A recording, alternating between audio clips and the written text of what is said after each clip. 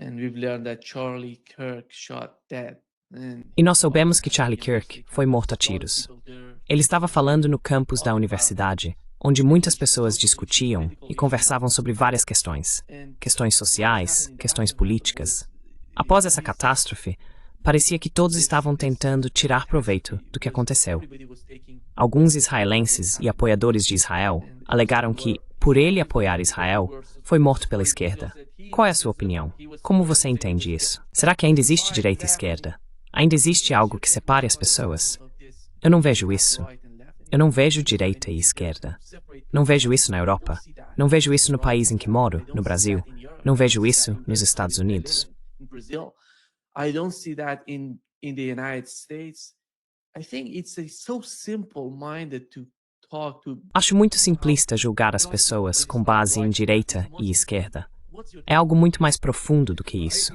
O que você acha disso? Bem, sabe, eu penso há muito tempo que direita e esquerda são uma falsa dicotomia, porque cresci no mundo comunista, na antiga Iugoslávia, sob um governo comunista de partido único, e na escola tínhamos que estudar marxismo.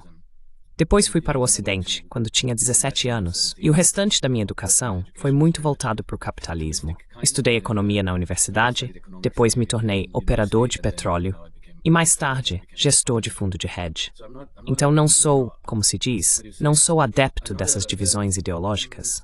Partial to these ideological divides, but I also the more you understand. Mas também, quanto mais você entende as questões reais em jogo, mais percebe que elas são completamente falsas. As pessoas no Ocidente acham que vivem em um mundo capitalista e que lugares como Venezuela, China, a antiga União Soviética e países do leste tinham um sistema socialista. Na verdade, os sistemas eram exatamente os mesmos. Eles se baseavam exatamente no mesmo sistema monetário. As diferenças eram principalmente sobre a divisão de bem, digamos, a natureza dos gastos que for. Well, let's say the nature of government spending. So in the systems that we call socialist. Então, nos sistemas que chamamos de socialistas, o governo gasta de baixo para cima, ou seja, o dinheiro é distribuído para programas de bem-estar social, digamos, pensões mais generosas, saúde mais generosa, educação e coisas desse tipo.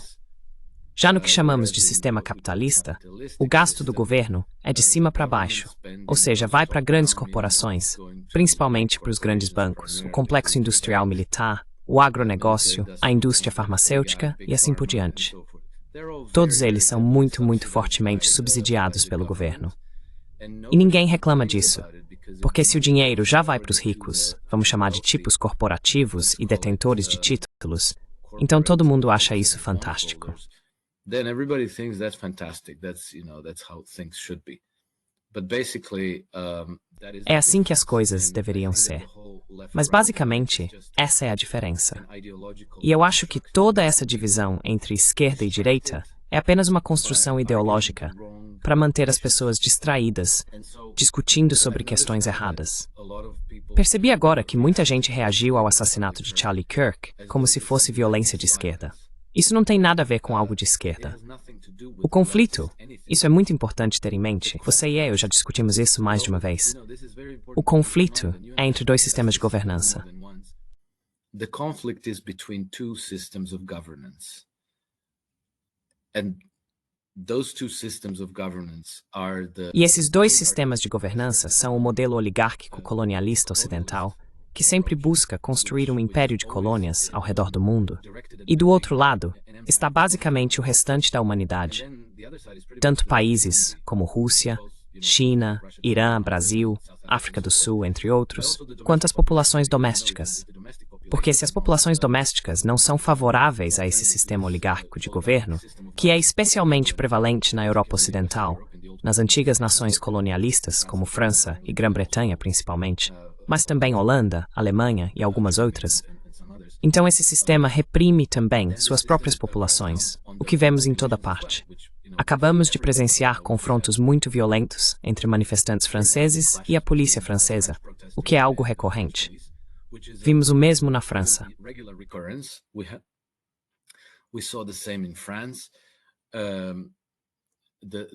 AfD party, which is not friendly to the global. O partido AfD, que não é simpático ao sistema globalista, acabou de perder 14 de seus candidatos em uma região que morreram repentinamente no espaço de 2 semanas, algo que é estatisticamente quase impossível. Tivemos, na França, a oposição na Assembleia Nacional liderada por Marine Le Pen. Basicamente, ela foi proibida pelos tribunais franceses de participar das eleições presidenciais. Houve uma tentativa de assassinato contra Robert Fico. Houve a desqualificação de Călin Georgescu na Romênia e assim por diante. E o que todas essas pessoas têm em comum? Elas se interessam pela soberania de suas nações. Querem recuperar a soberania de seus países. E nisso, elas se opõem ao sistema globalista dessas oligarquias da Europa Ocidental, que também estão presentes, aliás, em outros lugares como Romênia, Japão, Estados Unidos e assim por diante.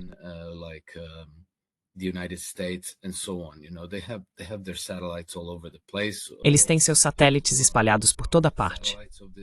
Wall Street é um dos satélites mais poderosos desse sistema oligárquico, que está sempre, aliás, enraizado nas oligarquias de agiotas. Não é qualquer tipo de oligarquia.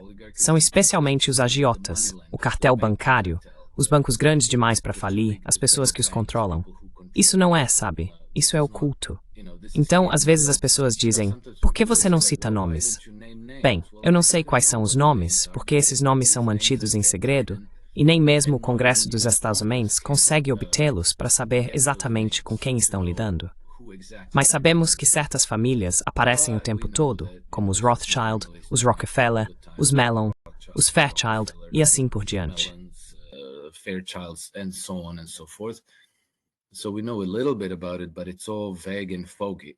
Então, sabemos um pouco sobre isso, mas tudo é vago e nebuloso. Mas essa é a oposição. São as oligarquias das potências da Europa Ocidental e dos Estados Unidos, contra todo o resto, não apenas outras nações como Rússia e China, mas também qualquer um que se opõe a eles, até mesmo internamente. E eu acho que Charlie Kirk foi um importante formador de opinião, um ativista e influenciador relevante nos Estados Unidos que apoiava Trump, cujo ativismo era justamente no sentido de retornar os Estados Unidos às suas raízes republicanas, proteger a soberania americana, não entregá-la aos globalistas. E por isso, ele acabou sendo morto. Isso não tem nada a ver com ele ser de direita e ter sido morto por pessoas de esquerda.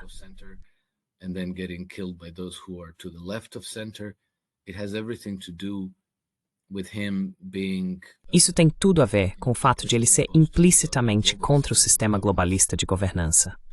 E então, quem exatamente o matou? Não sabemos. Mas supostamente ele próprio estava preocupado com a possibilidade de os israelenses o matarem, mesmo tendo sido, por muito tempo, um defensor e apoiador ferrenho de Israel, inclusive durante esse genocídio. Mas além disso, ele também estava na lista de assassinatos da Ucrânia, eu acho, ou algo assim. Ele estava na lista deles. E, sabe, pelos comentários que vejo online, muita gente está dizendo que, não, isso absolutamente não foi um esquerdista descontente.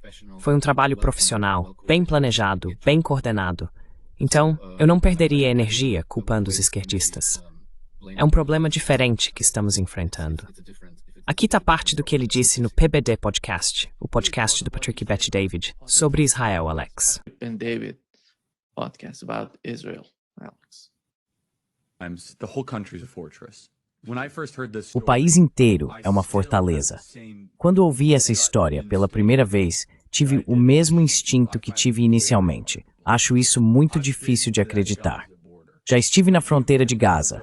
Você não consegue andar 3 metros sem esbarrar em um jovem de 19 anos com um AR-15 ou uma metralhadora automática que é um soldado das FDI.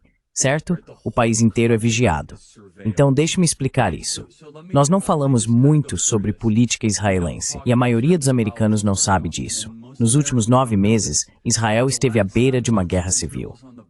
Não é exagero. Essa questão judicial, havia centenas de milhares de israelenses indo às ruas porque Bibi Netanyahu estava basicamente redefinindo a Constituição israelense. Não é exagero. Certo? The Israeli Constitution. That's not an exaggeration, right? He said the judicial branch has too much power. Ele disse que o judiciário tem poder demais. Havia protestos planejados para essa semana contra Netanyahu, onde se esperava que dezenas de milhares de pessoas fossem às ruas. Tudo isso acabou, Patrick. Netanyahu agora tem um governo de emergência e um mandato para liderar. Não estou disposto a ir tão longe a ponto de dizer que Netanyahu sabia ou que havia inteligência envolvida, mas acho que algumas perguntas precisam ser feitas. Houve uma ordem para recuar? Houve uma ordem para recuar por 6 horas? Eu não acredito nisso. Israel tem o tamanho de Nova Jersey. Quando peguei um helicóptero de Jerusalém até a fronteira de Gaza, foram 45 minutos. 6 horas. Eles estavam transmitindo ao vivo o assassinato de judeus. Alguém no governo disse recuem. Essa é uma pergunta legítima, não uma teoria da conspiração. O país inteiro é o IDF. O país inteiro é. E você está tentando me dizer que eles vão a shows, kibbutzim e escolas e só ficam reportando?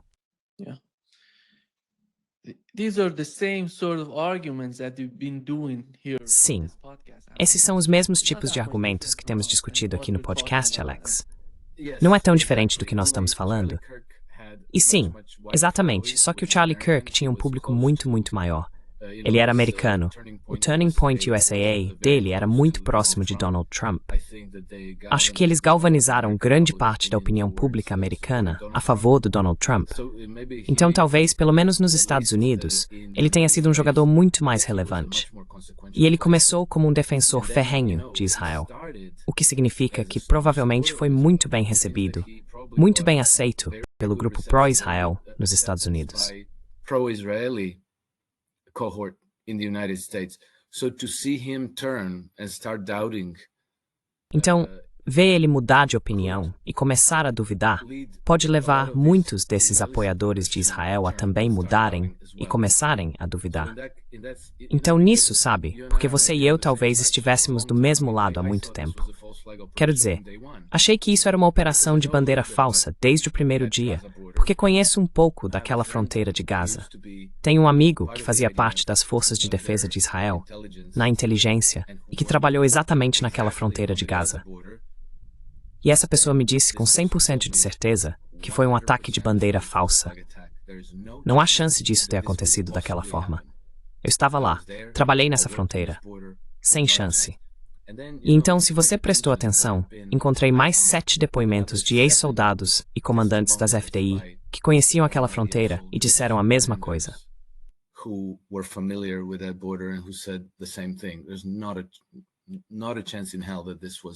Não há a menor chance de que isso não tenha sido uma operação de bandeira falsa, de que não houve uma ordem de recuo. E eu acho que nesse meio tempo, alguém até veio a público para dizer, para confirmar, não, tivemos sim uma ordem de recuo. Então isso está claro. Mas o Charlie Kirk é de uma categoria diferente de pessoa. Ele era um verdadeiro crente que começou a perder a fé. E muitos verdadeiros crentes prestam atenção nele. Então, se ele começa a perder a fé, eles começam a se perguntar, vamos pensar sobre isso. E aí o amplo apoio a Israel nos Estados Unidos pode começar a ruir. Quem sabe? Os ucranianos também o tinham em sua lista de alvos.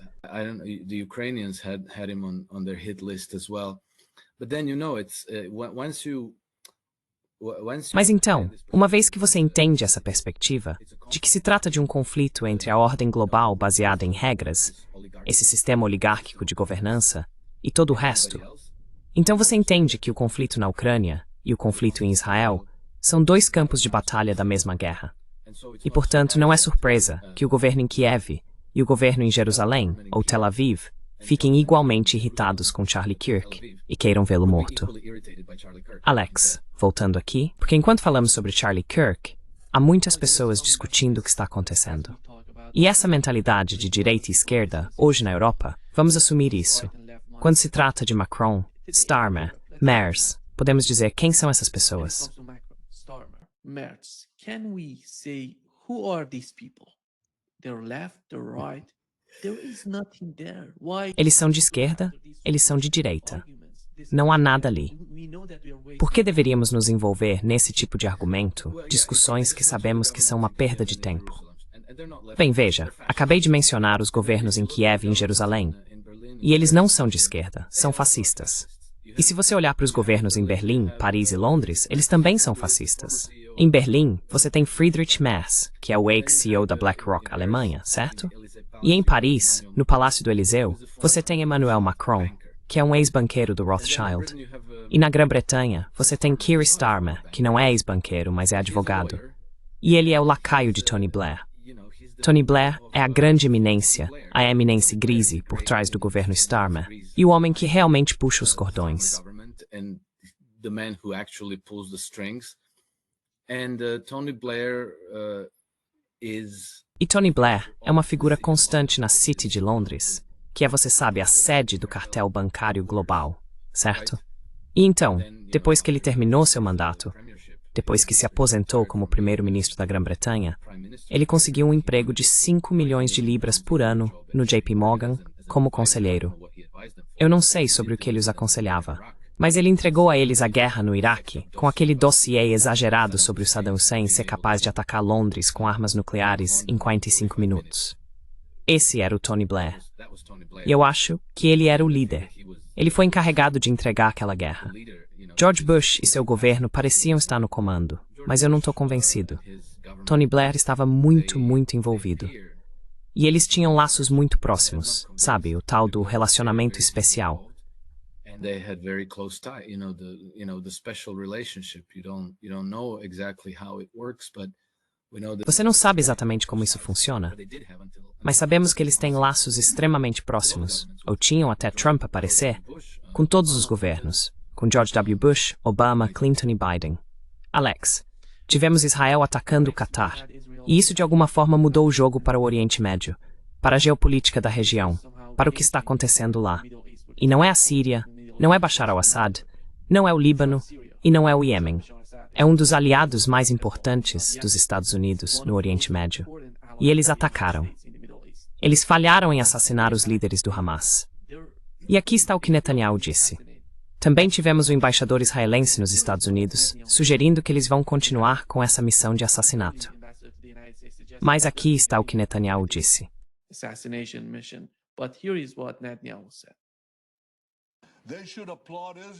Eles deveriam aplaudir Israel por defender esses mesmos princípios e colocá-los em prática. E eu digo ao Catar e a todas as nações que abrigam terroristas: ou vocês os expulsam ou os levam à justiça. Porque se não fizerem isso, nós o faremos. We will. Yeah. It seems that they're not backing down. They're gonna attack again Sim, and again. parece que eles não vão recuar.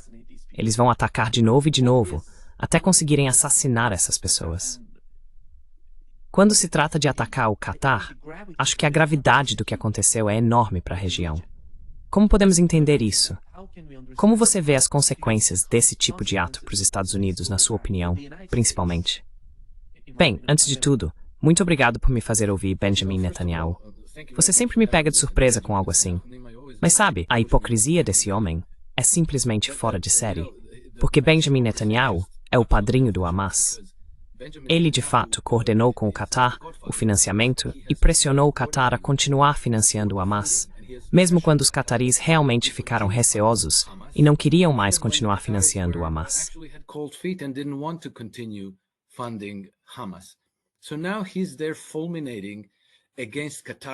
Agora ele está lá fulminando contra os cataris por abrigarem terroristas.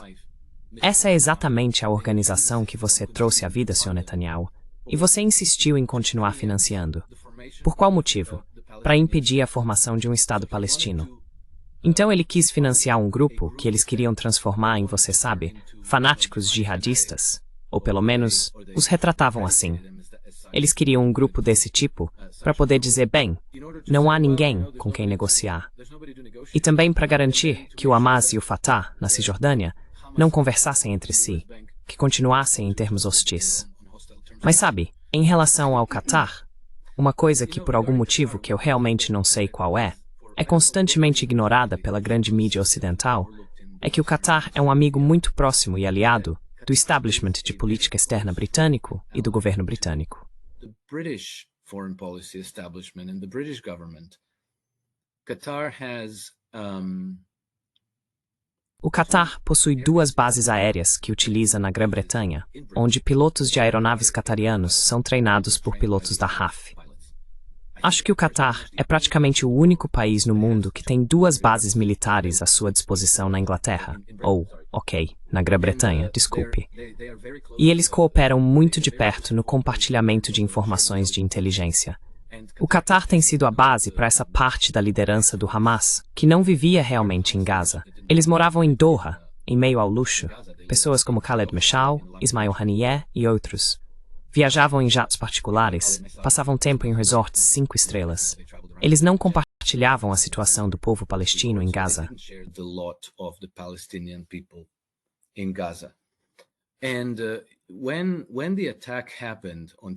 E quando o ataque aconteceu na terça-feira no Catar, minha sensação inicial foi de que isso era um ataque contra o Trump. E você sabe, minha primeira pergunta é: quem se beneficia com isso? E não é o Trump. Por mais que as pessoas gostem de odiar o Trump, isso foi potencialmente um golpe fatal para a credibilidade dele, porque não foi a primeira vez que ele caiu nessa armadilha. Em julho, o governo Trump estava negociando com os iranianos, e então os israelenses atacaram os negociadores iranianos e mataram vários deles. Então, essa foi a segunda vez que ele caiu exatamente na mesma armadilha. Enfim, enquanto eu pensava sobre isso, veio a notícia de que havia uma aeronave de vigilância da Força Aérea Real Britânica circulando Doha por horas no momento em que os ataques aconteceram.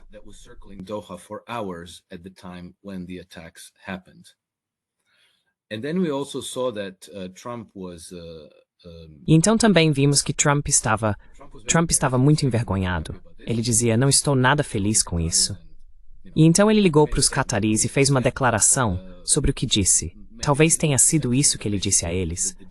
Mas basicamente a essência era que isso nunca mais aconteceria e que eles assinariam um novo acordo de cooperação militar com o Catar. E então, quase imediatamente depois disso, Netanyahu aparece e diz: não, nós vamos fazer isso de novo. Então eles contradizem Trump diretamente nesse sentido e o desafiam, minando sua credibilidade. Isso é um grande problema. Mas por algum motivo, o papel dos britânicos nunca é questionado. Sempre acaba passando despercebido.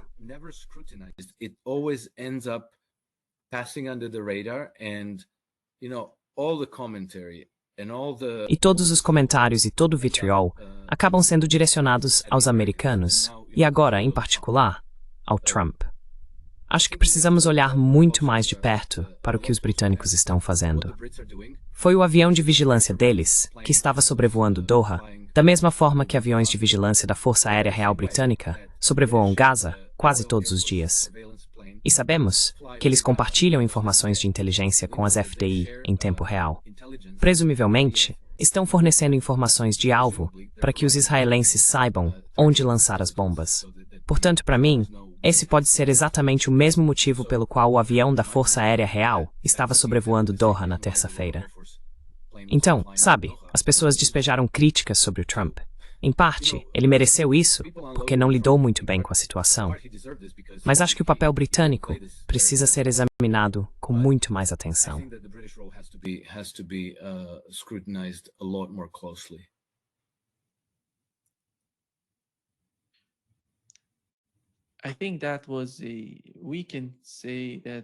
Eu acho que foi bem, podemos dizer que eles foram atacados e saiu na mídia que eles deixaram a sala de negociações porque estavam rezando. Eles foram rezar e é por isso que deixaram os celulares para trás quando os israelenses os atacaram. Mas, na minha opinião, aquilo foi uma grande operação de inteligência no Catar. E quem está por trás disso? Essa é a maior questão. Existem alguns rumores de que a inteligência turca, de alguma forma, conseguiu avisá-los antes que acontecesse no Catar, no último minuto, nos momentos finais do ataque. Por isso, eles não conseguiram fazer uma evacuação completa do local. Sim, correto. Aparentemente, foi o MIT turco que avisou a delegação do Hamas, ou os cataris, de que o ataque estava chegando no último momento. Então, eles conseguiram evitar e sobreviver.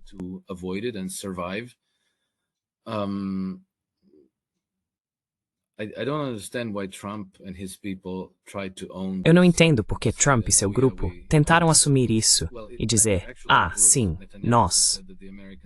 Na verdade, foi o Netanyahu quem disse que os americanos deram sinal verde para o ataque. E então Trump disse: bem, avisamos o Catar com antecedência.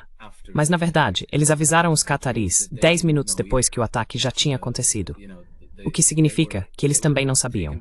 Eles foram pegos de surpresa, emboscados, presumo eu, pelos israelenses e britânicos. E, você sabe, isso pode destruir a credibilidade do Trump. Porque quem agora vai negociar qualquer coisa com os americanos, com a administração dele, você está colocando sua vida em risco se negociar com eles.